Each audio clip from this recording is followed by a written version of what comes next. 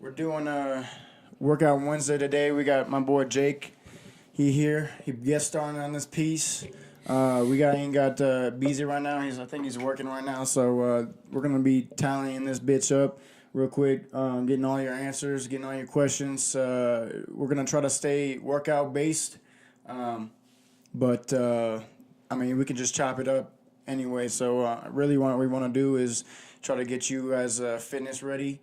Any questions that you guys have, go ahead and ask them. Ask away.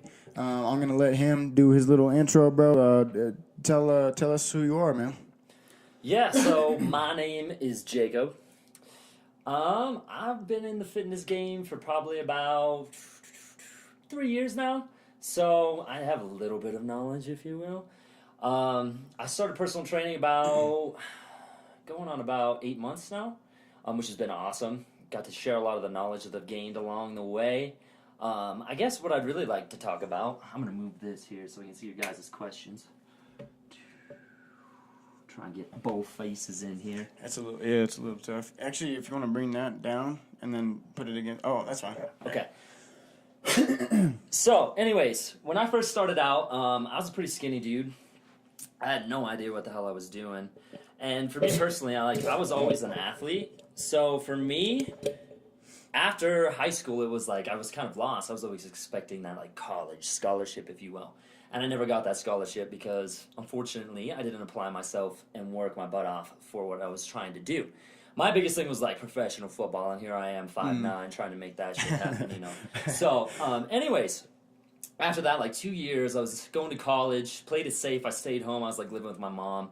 And I felt like I was lost. I didn't know exactly what I wanted to do with myself. I was like, what the hell am I doing with my life? Yeah. And so, like, I was just going to school for, like, the easiest degree you could get, which was art. And it was really easy. Shout out to art school. Yeah, Hey. yeah, if you want a degree, go with art. So anyways, like 2 years in, I was, like, always a shy kid. I was never very confident, always super skinny. I mean, I was a pretty decent athlete. But, like, after losing that, I was like, what the hell do I do with my life? So, I'll never forget this. I went down a really bad path. I started doing some drugs. I started drinking some alcohol. I started smoking a pack of cigarettes a day. Holy shit, bro. Yeah, it was not good. So, I was driving back home from Torrington to my place. Torrington's this, like, tiny little town, like 6,000 people. Yeah, in Wyoming, we do exist. I promise we don't ride covered wagons. I mean, obviously, we have this technology to bring to all of you. So, anyways, I'm driving back home from college. And, like, it's a 20-minute drive or whatever. I'm smoking my cigarette. I'm almost, like, halfway through this pack for the day. And, like, for me, too, I wouldn't eat very much. I'd eat, like, one meal a day, bag of chips, drink some Mountain Dew, all that fun stuff. And so, like, I was on a bad path. And I was still skinny. I didn't put on hardly any weight. I was just a toothpick, if you will. So I'm driving home. And, like, all of a sudden, my back just seizes up. And I've had it happen to me before. I don't know if it's, like, a pre-existing injury. But I had it seize up on me, and my legs just went numb. I was like, what the hell? I'm driving and everything, right? So I pull over, get the feeling back into my legs and everything. And so I get out, like, I try and, like, move my legs, get the feeling back into my legs. I finally get the feeling back into my legs, but my back is just, it's just tight like a tiger. And so I get myself back home. I get out of my vehicle, and, like, I'm walking around, walking like an old man. I'm like, I can barely walk. So I get inside, I go to bed, because I was super tired. And, like, it was, this was, 6 o'clock in the day, going to sleep. I'm like, holy cow, I'm an old man. At this time, I was 20 years old. So I wake up the next morning. I can barely move. Like, my back is just so tight. Whatever I tweaked in there was pretty good. So anyways, I'm laying there in bed, and I'm like, dude, you're 20, almost 21 years old, and you feel like you're 50. Like, something has got to change. Mm-hmm. So, like, started doing my research. I started looking around on the internet, and I was like, I didn't think it was possible for someone, like, as skinny as me to put on muscle, to build muscle. Mm-hmm. So, like, I started doing this research, and I came across this guy named Vince Del Monte. And this guy, he was a marathon runner. He's from Canada. I like saying Canada. I don't know why. It's my accent. And so, anyways, I come across this guy. He's, like, skinnier than I am. This guy's, like, 6'1", 150 pounds. Here I am, 5'9", 150 pounds. So I'm like, shit. And this guy got huge. He got up to, like, 200 pounds. I'm like, well, if he can do it, I can do it. So what's his name? Vince Del Monte. Okay. Yeah. I'm going to have to look him up. Yeah, he's a pretty cool guy. He's got some pretty good stuff. Pretty down-to-earth guy, too. I started doing one of his programs. Hopped on that. at first, when I first started, I was doing like primarily like P90X type stuff.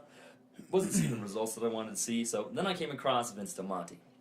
So I started doing his programs, and I started seeing like awesome results. Like I was getting stronger, I could see some changes in my body, but it like wasn't dialed in there yet, right? What kind of like workout based exercises were you doing? Oh, it was just like heavy compounds. Like so he was Okay. like he's really big on like hitting the heavy compound lifts, so barbell exercises. Nothing much with cables. And like I was doing all this from home. So I- mostly just free weights. Yeah, mostly Okay. just free weights, yeah. And like for me personally, that's what I base everything off of is free weights because I mean that's the stuff that gets you the real results because it's uncomfortable. It's not like your True, nice bro. little, you know, throne that you do your hip thrusters on, whatever the hell. So anyways, I started doing this. I've been doing it. I was doing it for about 5 months at this point, and like after a while, I was like, you know, I stopped seeing results and I stopped getting strong. I was like, well, something's not right here. I was just doing workout. I didn't even focus on the nutrition side. So I started doing some more research on like nutrition, carbohydrates, all that fun stuff. And so once I got that dialed in, I started eating a caloric surplus, started dialing in my protein. That's when I started seeing the results. That's when I got huge. I think after those 4 months, I put on around 30 pounds, which was awesome for me. And like seeing that change was incredible. But also, now we're going to go, you know, we're talking about Workout Wednesday. I'm going to go off on a little bit of a tangent here too, because this is a very important part of the story for me personally. So after doing all the workout stuff, I was still really shy. I mean, I was confident now because I was like, yeah, I can change my body. I was like, well, if I can change my body, what else can I change, right? Exactly. And so, like, going to college, I had made no friends. I was a loser. I was the shy guy. Like, hardly anybody knew my name. It's like, you know what? I'm going to change that. I'm going to change that right now. So I think this was going into my 5th semester. Yeah, I was taking 5 semesters in a community college. That's how much of a loser I am. I switched degrees. I switched like the first semester. I switched from I think it was like business over to art. So I was like, okay. So anyways, I was like, what else can I change? I had been evading public speaking. I was like, I don't want to take this fucking class. Like this class is no, I'm not doing this class. So anyways, I was like, you know what?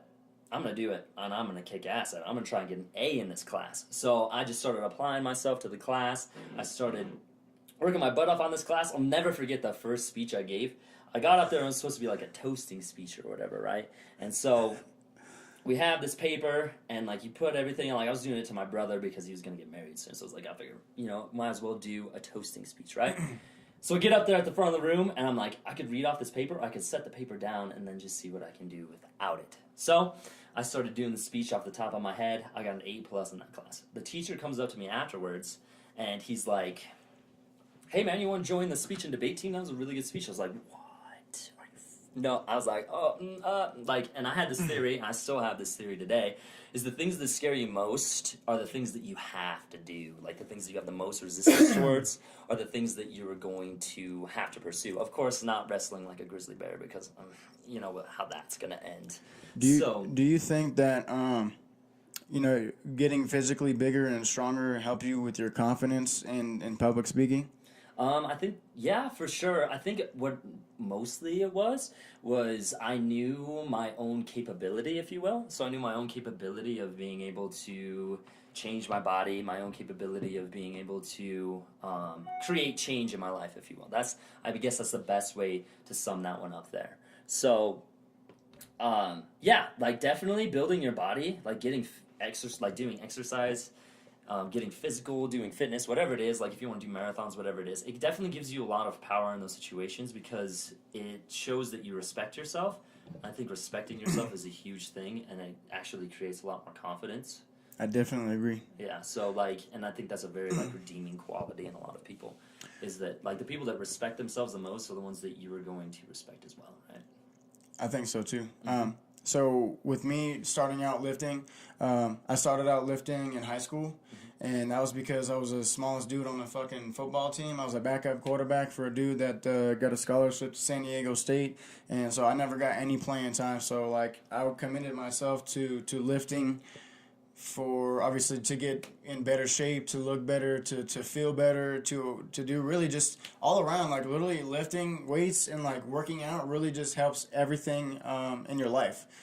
So basically that's why I started out lifting is, I mean, I'm not even gonna lie, bro, like I I was lifting to try to get some girls, trying to get some honeys. Oh yeah, that's why I first started too, man. I was like, what if I get big and strong? They'll all pay attention. Exactly, bro. That's very. And so no joke, bro. Like I try to get those honeys and stuff. So that's really why I started lifting. So I actually hurt myself. I started out lifting CrossFit, and that really they're very difficult workouts because they're so intense. But I ended up getting a hernia, and that was from doing all these cleans. Like every motion that you do is literally all body. So I mean, exercise you do is all body. Oh, yeah, so it's like a full body routine. exactly every single one. So you're always using your core. And one time I ended up just popping my stomach, and that shit hurt like a bitch. And I had to stop for a whole year.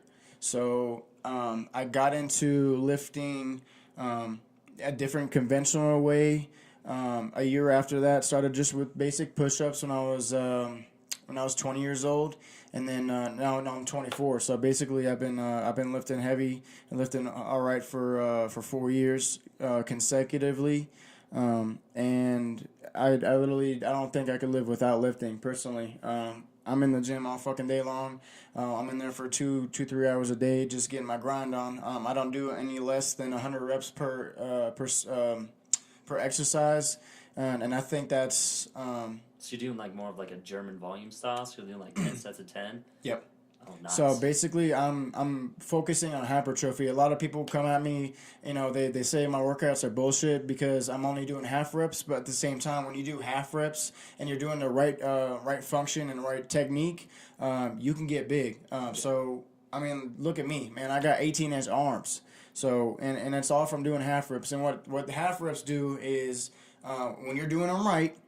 Don't be doing them on too much weight is not a good thing. Too much weight is actually a bad thing. So especially when I do chest, I do a lot of half reps, and what that does is your body doesn't get a chance to rest. So when you're coming up, you're automatically coming back down, and come back down slow.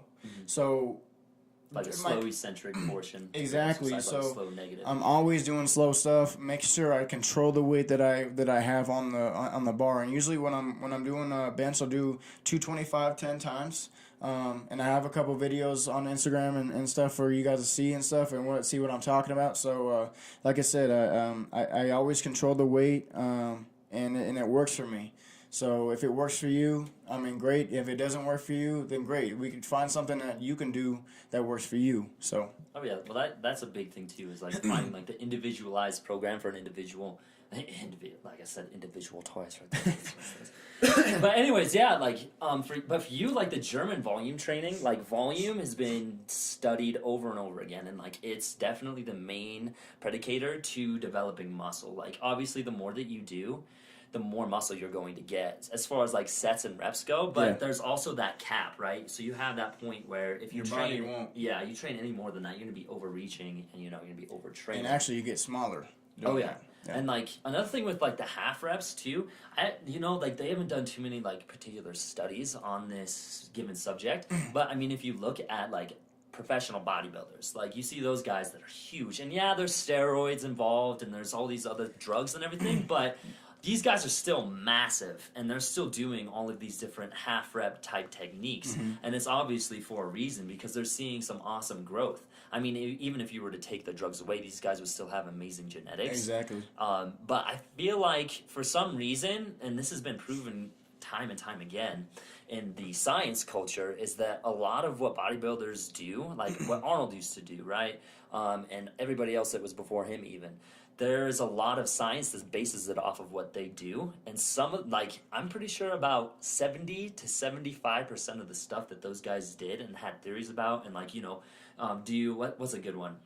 Like the pump. The pump is a really good one. Like Arnold was like, you train for the pump. Like the pump is better than coming, he used to say, right? And so what they found is that the pump is like metabolites building up within the muscle, and it's blood actually being trapped in the muscle. Well, the thing is with blood is that it transports nutrients to the muscles. So obviously, if you can trap more blood into your muscles, you're giving it more nutrients. And so It's been proven like time and time again that the pump is actually conducive towards hypertrophy. Yeah, and if you have hypertrophy, obviously you're focusing on so many reps, and obviously so many sets. I studied Phil Heath a lot when I first started, because obviously he was a fucking goat at that time, and he he won the fucking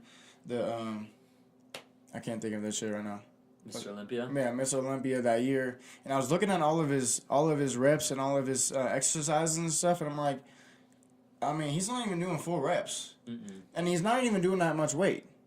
And what that helps is when you don't do a lot of weight and you can control the weight that you're doing, you're not gonna get hurt.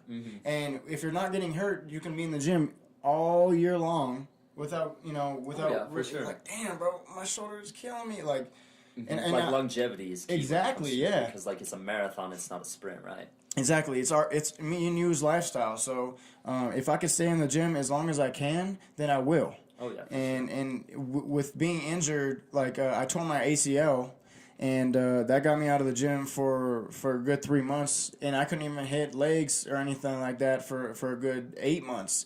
So I mean, that's why I got fucking chicken stick legs. Yeah. I try to work them out as good as I can, as best as I can, but at the same time, I can't work them out like I usually do or used to. I had 28-inch legs. Yeah. Have you ever heard of flossing? Like the fucking dance? No. But I can floss all Yeah. day. So flossing, what it is it's like this elastic band, right? And so what you do is that you tighten it one over the top of the knee, one in the calf area, right? Oh. And then you do like some squats with that, with the tension around it. So what it does... So it gets blood in there. Well, it gets blood in there, but what it also does is it's kind of like a massage. So if you think about a muscle, you've got your fascia, I think that's how you say it. You got your myofibrils within that.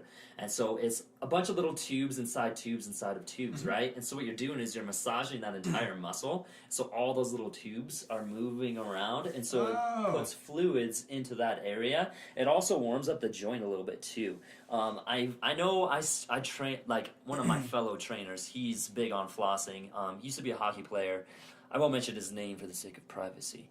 Anyways, he does the flossing quite often, and I know for a fact that he has knee problems, and for him, it helps him out a lot. And there's actually more and more bodies of research that are coming out that are studying flossing and coming up with a lot of really good theories and a lot of really good material on the subject, if you will. So if you when you're doing research, who do you generally go to do that? So like there's a couple different types of ways to do research.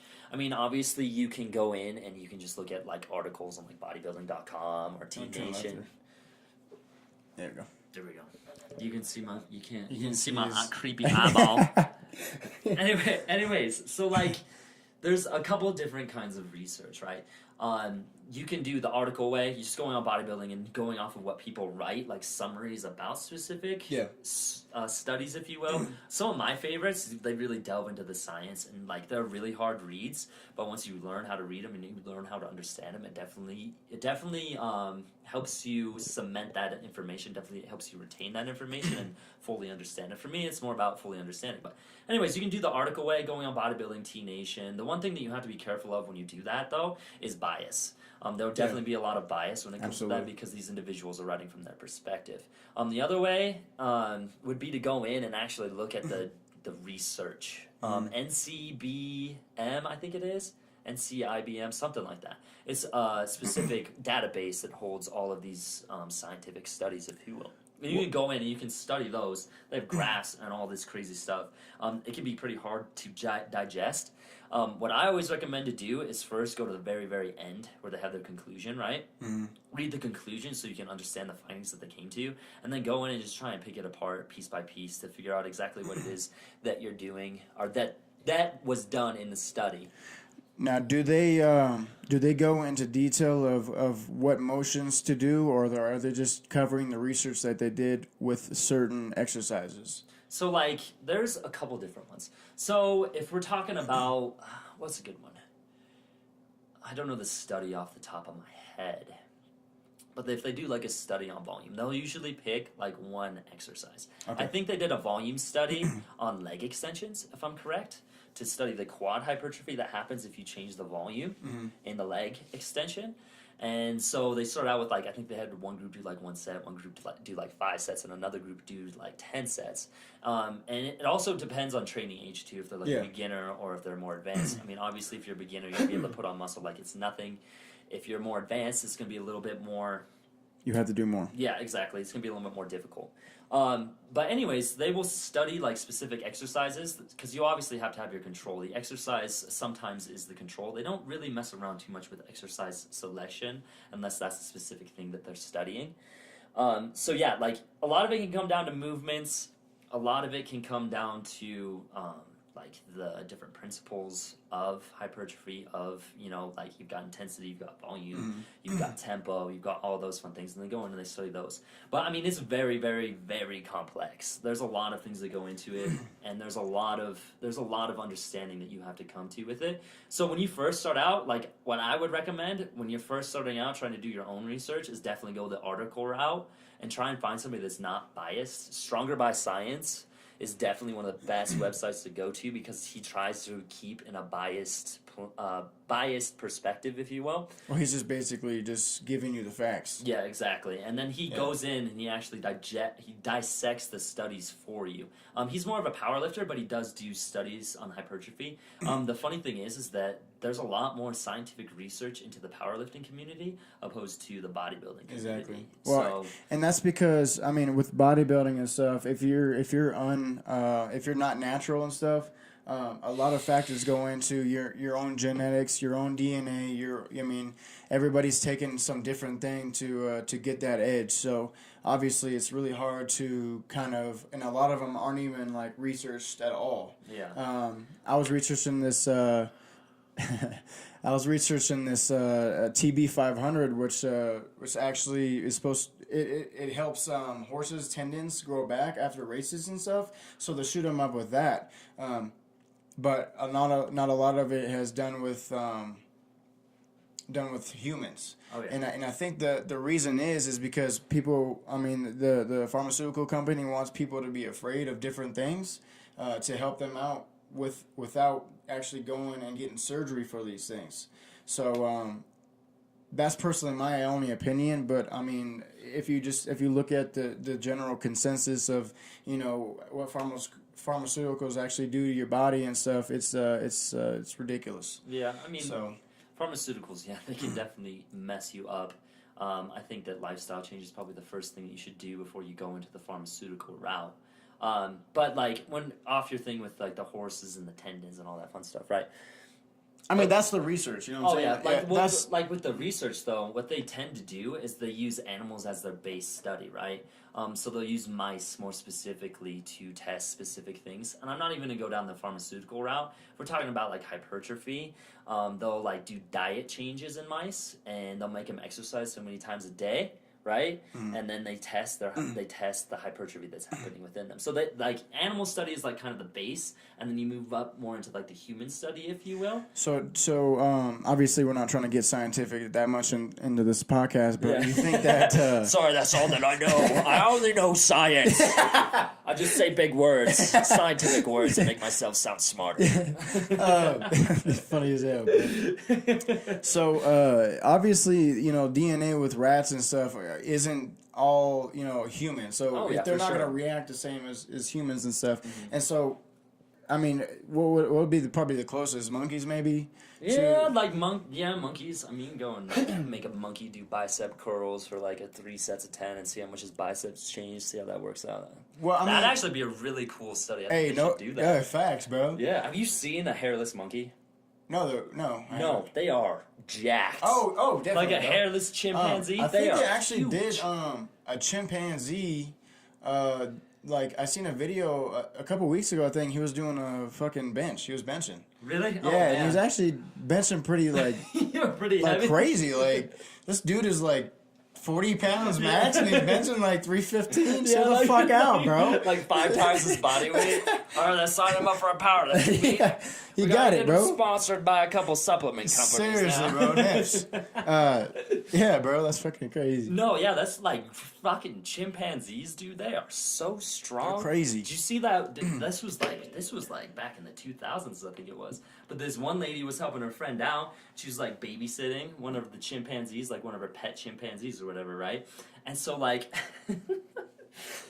This chimpanzee loses his shit and it rips her face apart. Like, Yeah, rips bro. her eyeball Oh, yeah, out. man. Yeah, fucked her The up. fuck you up, bro? Like, you go and look at pictures. It's just of her. crazy. Yeah, I was like, I'm not getting anywhere near it. That shit is crazy, bro. I don't care how close they are to being my relative. I'm not getting anywhere close to those suckers. So, Okay, so anyways, back on track here. so with any of you, I know we only got three viewers together right now, but is there anything that we could answer for you right now that would help you with your workout, your diet, or anything like that? Please comment, because we're trying to, at the end of the day, just trying to help you guys out. Oh yeah, for sure.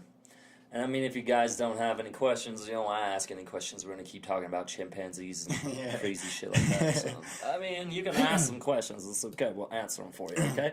So what is your diet looking like right now? My diet is absolute shit.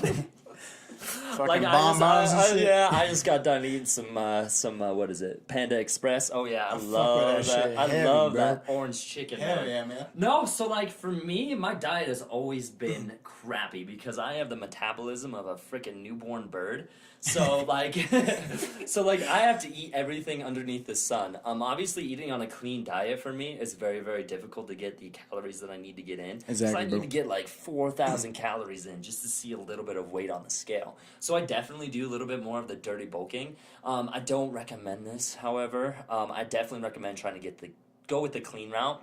Get the majority of like your carbs, proteins, fats, all that fun stuff, all your calories from like healthy foods. Now we're getting into the really deep stuff here.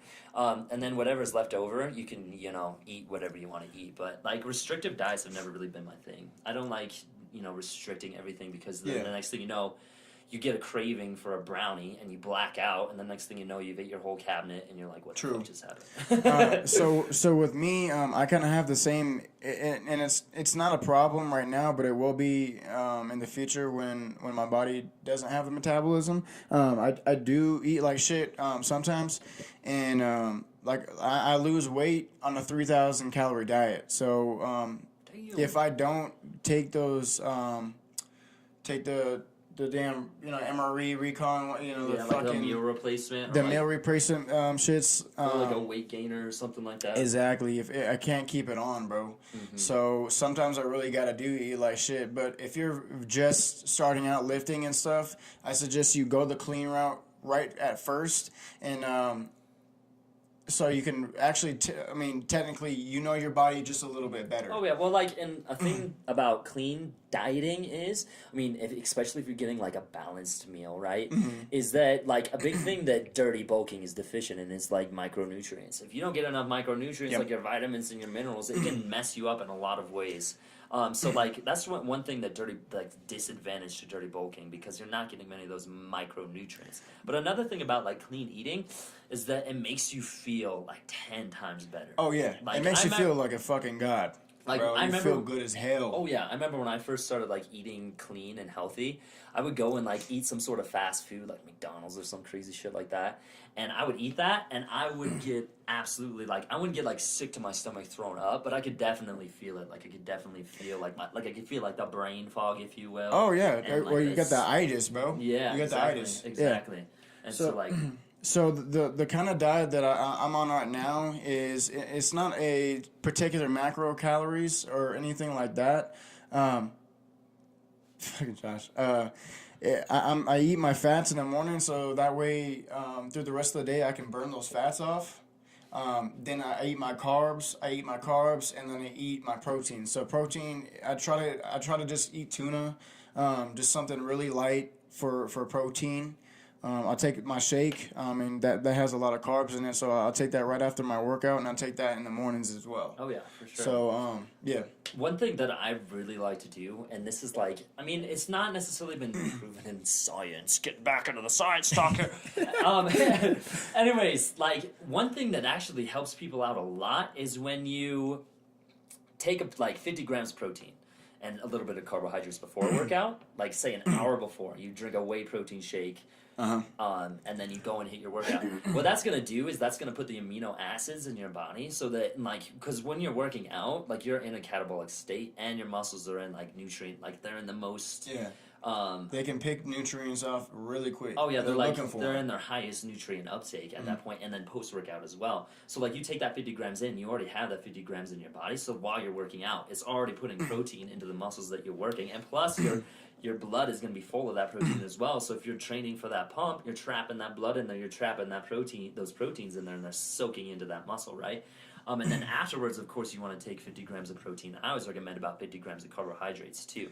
So Josh, in the beginning, when I first start working out, not start, but like before I work out, I'll usually take about two to three peanut butter sandwiches, and that gets all the carbs that I need throughout the workout. So I'm not sitting there hungry with the workout, because if you're hungry during the workout, your body has nothing to give you to give back. Oh yeah, for sure. So you're not going to be as strong as you are. But taking carbs, really, you want to just after your workout, you want to carb up, and that's because you've lost so many of them throughout your workout, depending on how hard you've worked. how hard you have worked out and how intense your workout is. So if you don't really have a great workout and you don't feel like you gave it your all, maybe cut down on the carbs after. But if you feel like you really earned those carbs per se, then really go all out, eat some noodles and shit. Oh yeah, for sure. Yeah. Like expanding on the carbohydrates, as I can see the question right there.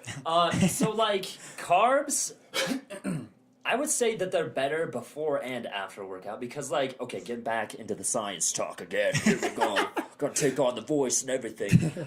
So anyways, when you take in carbohydrates before, what you gotta understand is like you have your liver glycogen and your muscle glycogen, right? If those are depleted, you're not like, your body uses glycogen during like a heavy weight training session to fuel your muscles to convert ATP. Now, is that an amino, or is that an acid of any way? Oh no, it's not an amino acid. It's glycogen is just essentially sugar that it's how your body stores sugar. Oh, okay. So like muscle glycogen is going to be sugar stored in the muscles. Liver glycogen is going to be glycogen stored in the liver, right? Okay. As you work out, that's why they have like the intro workout drinks that like is just like pure sugar that you're essentially taking in, because then you can replenish your muscle glycogen and your liver glycogen, because it's gradually getting depleted as you work out. Yeah. So the more carbs you have in your body before a workout, the better it's going to be for you, because then you have more muscle glycogen to put forth into the workout. If you're doing an extended workout, like 2 hours, an hour in, I will probably take an intro workout drink just so I can,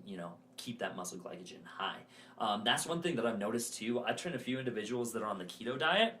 And so, like, the keto diet is like, no carbohydrates. Carbohydrates are bad. All fats. 400 grams of fat. You need to eat 400 grams of fat. That's your first meal of the day.